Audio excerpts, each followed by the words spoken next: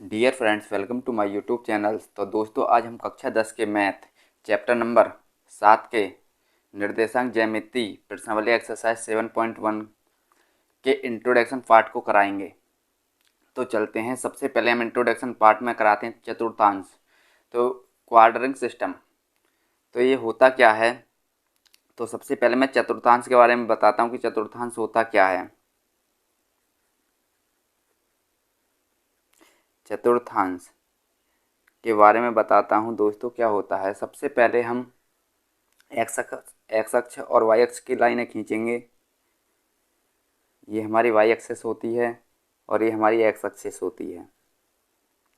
ये जो लाइन होती है एक्स एक्सिस, इसके सापेक्ष की जो होती है वो एक्स डैश अक्ष होती है।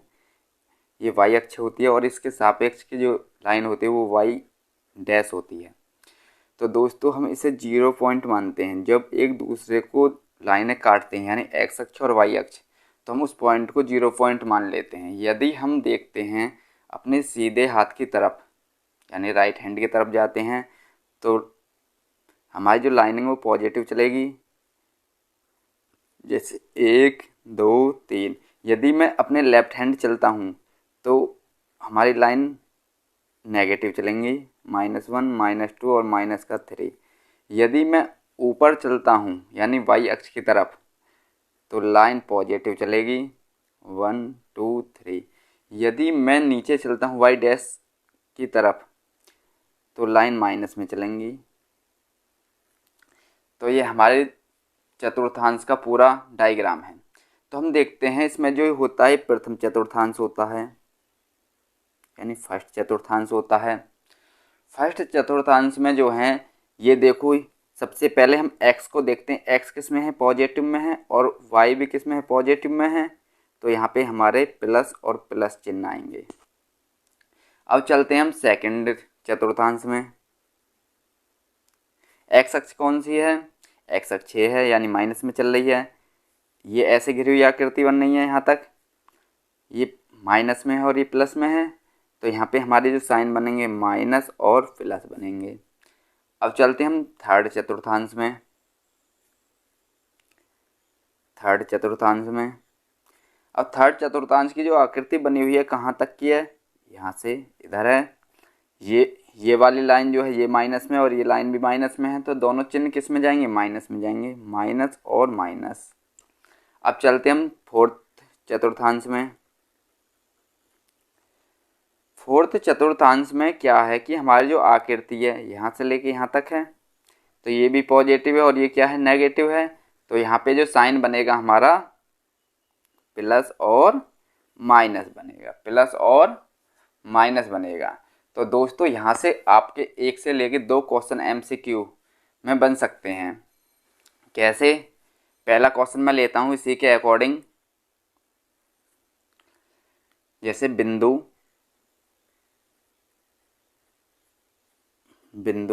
इनमें से कोई सा भी बिंदु ले लें। सपोज करो मैंने 3 और 2 ले लिया। 3 और 2, 3,2 किस चतुर्थांश में है, किस चतुर्थांश में है, चतुर्थांश में है। तो देखो दोस्तों, किस चतुर्थांश में है। अब जहाँ पे कोई चिन्ह नहीं होता वहाँ प्लस चिन्ह होता है। यहाँ पे नहीं था, यहाँ प्लस लगा दिया, यहाँ पे भी नहीं है, प्लस लगा दिया। तो प्लस प्लस किस में दिख रहा है, फर्स्ट चतुर्थांश में। तो आंसर आएगा फर्स्ट, यानी प्रथम चतुर्थांश, प्रथम चतुर्थांश। सॉरी, हाँ। उसके बाद मैं एक आध क्वेश्चन और ले लेता हूँ। हाँ, अब इसमें हमारी 2 प्रकार के लाइन हैं। ये हमारी एक्स अक्ष, एक्स पॉइंट होता है और ये हमारा वाई पॉइंट होता है। ये एक्स पॉइंट और ये वाई पॉइंट। एक्स पॉइंट को जो है हम क्या कहते हैं, भुज कहते हैं। एक्स पॉइंट को क्या कहते हैं भैया, भुज कहते हैं। और वाई पॉइंट को हम कोटि कहते हैं। वाई पॉइंट को क्या कहते हैं, कोटि कहते हैं, कोटि कहते हैं। एक मैं भुज और कोटि के ऊपर क्वेश्चन ले रहा हूँ। जैसे सपोज करो बिंदु 3 और 2, बिंदु 3, 2 में भुज और कोटि बताइए। भुज और कोटि बताइए। भुज और कोटि बताइए।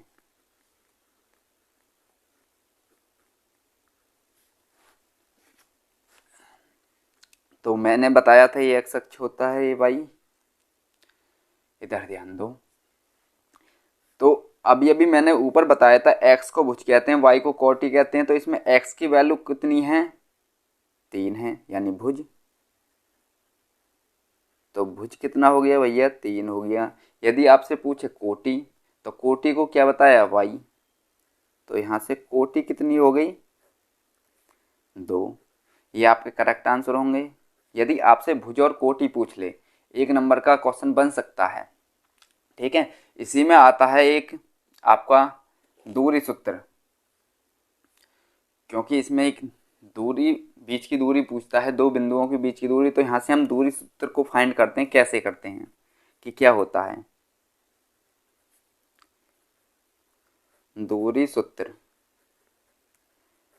दूरी सूत्र जो है वो क्या होता है कि हमने कोई 2 पॉइंट लिए। कितने पॉइंट लिए? 2 पॉइंट। तो फिर मैंने इन दोनों पॉइंटों को आपस में मिला दिया। इसको मैंने ए मान लिया और इसको मैंने बी मान लिया। इसका मीन्स हुआ कि यहाँ से यहाँ तक की जो दूरी है वो कितनी है। तो ए बी बराबर अंडरवुड x2 - x1 का वर्ग प्लस y2 - y1 का होल वर्ग। इधर ध्यान दो, आपके पास 2 पॉइंट मिलेंगे और उनका वैल्यू मिलेगा। सपोज करो यहाँ पे वैल्यू x1, y1 और यहाँ पे हमारे पॉइंट x2, y2। इस प्रकार से कोई इनके स्थान पे वैल्यू मिलेगा, जैसे 3, 4 या 5, 4। ठीक है। पहले वाले को x1 मानेंगे, सेकंड वाले को y1 मानेंगे। इधर पहले वाले को x2 मानेंगे, सेकंड वाले को y2 मानेंगे। ठीक है। ये आपका दूरी सूत्र होगा, जिससे आप बीच की दूरी को फाइंड कर सकते हैं। बीच की दूरी को फाइंड कर सकते हैं।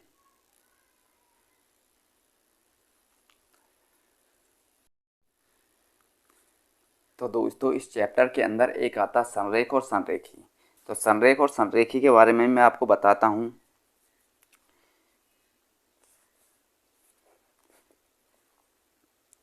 संरेख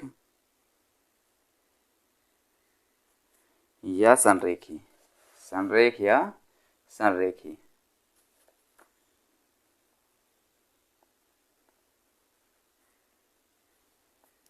संरेख या संरेखी जो होता है दोस्तों, वो क्या होता है देख लेते हैं इसे। देखिए, जो संरेख होता है इसमें कितने भी पॉइंट मिल सकते हैं। इसमें कितने भी पॉइंट मिल सकते हैं, लेकिन पॉइंट एक ही रेखा पे प्रदर्शित किए जाते हैं, उसे संरेख कहते हैं।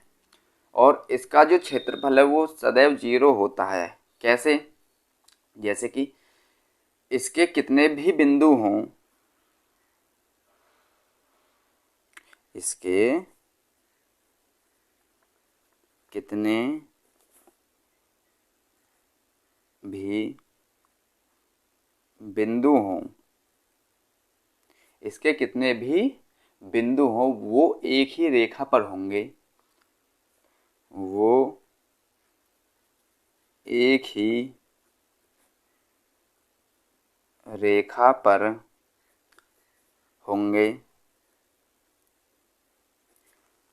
एक ही रेखा पर होंगे। वह इसका क्षेत्रफल, वह इसका क्षेत्रफल, इसका क्षेत्रफल हमेशा 0 होता है, हमेशा 0 होता है। 0 होता है। इसका जो क्षेत्रफल है हमेशा कैसा होता है दोस्तों? 0 होता है। हाँ, इसके अंदर एक आता है, इसके बारे में सुना। मैं एक छोटी सी आकृति बना देता हूँ। सपोज करो मेरे पास ये रेखा है, क्या है, रेखा है, और एक पॉइंट ये है, 3 पॉइंट ले लिए हमने। इन 3 पॉइंट को देखा जाए और ये एक दूसरे में क्या है, संरेखी हैं। क्या है, संरेखी हैं। तो इसका जो क्षेत्रफल है वो कैसा होगा, 0 होगा। इसका जो क्षेत्रफल है वो कैसा होगा, 0 होगा दोस्तों। इसका जो क्षेत्रफल है वो कैसा होगा, 0। तो घबराने वाली कोई बात नहीं है, क्योंकि देखा जाए, सपोज करो मैंने एक आकृति ली, ट्राइंगल। इस पॉइंट को ए माना, इसको बी माना और इसको सी माना। इसके अंदर जो है, अंदर क्या है, गैप है, गैप है अंदर। तो इसके अंदर का हम क्षेत्रफल ज्ञात कर सकते हैं। जब ये ही लाइनें सीधी हो जाती हैं तो हम इसका क्षेत्रफल कहाँ से करें, इनके पास तो कोई गैप ही नहीं है, कोई जगह ही नहीं है। तो इसलिए संरेख या संरेखी का क्षेत्रफल कैसा होता है, हमेशा 0 होता है, और वो एक ही रेखा पर होते हैं। ठीक है दोस्तों। और इसके अंदर एक और आता है समांतर चतुर्भुज। समांतर चतुर्भुज होता क्या है, समांतर चतुर्भुज होता क्या है, समांतर चतुर्भुज।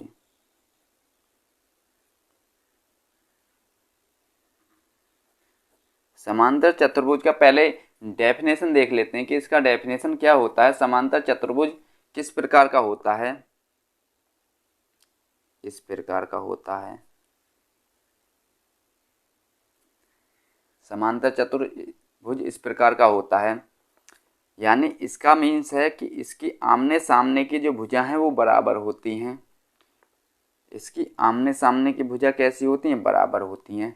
लेकिन आप लोगों के दिमाग में एक सवाल आया होगा कि सर आयत भी तो ऐसे होता है, आयत की भी तो आमने सामने की भुजा बराबर होती हैं। जी हाँ, आयत की भी आमने सामने की भुजा बराबर होती हैं।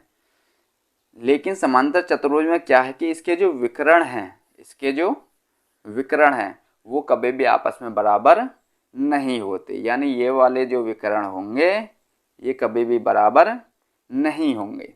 तो इसे क्या कहते हैं, समांतर चतुर्भुज कहते हैं। तो मैं डेफिनेशन के माध्यम से लिखवाता हूँ। इसके आमने सामने की, आमने सामने की भुजा बराबर होती हैं, बराबर होती हैं। वह इसके विकर्ण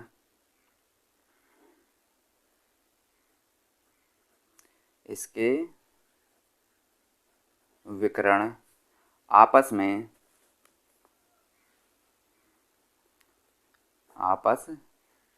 बराबर नहीं होते हैं, बराबर नहीं होते हैं, समांतर चतुर्भुज कहलाते हैं।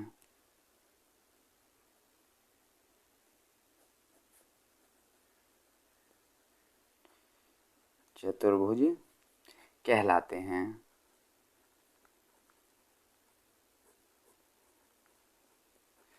तो इसका मीन्स हुआ कि इसके आमने सामने की जो भुजा हैं वो सदैव बराबर होंगी, इसके विकर्ण आपस में बराबर नहीं होंगे, समांतर चतुर्भुज कहलाते हैं। ठीक है। हाँ, अब आयत की बात करते हैं कि आयत में क्या है कि आयत के आमने सामने की तो भुजा बराबर होंगी। यानी सपोज करो ये आयत है, आयत का मैं डायग्राम बना लेता हूँ।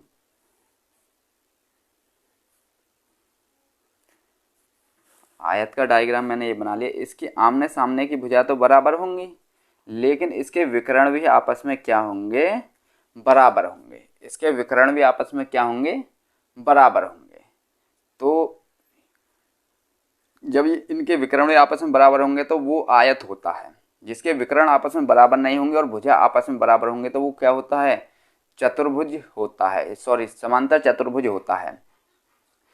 तो दोस्तों ये चीज़ आपको समझ में आई होगी। ये चीज़ आपको लगता है समझ में आई होगी।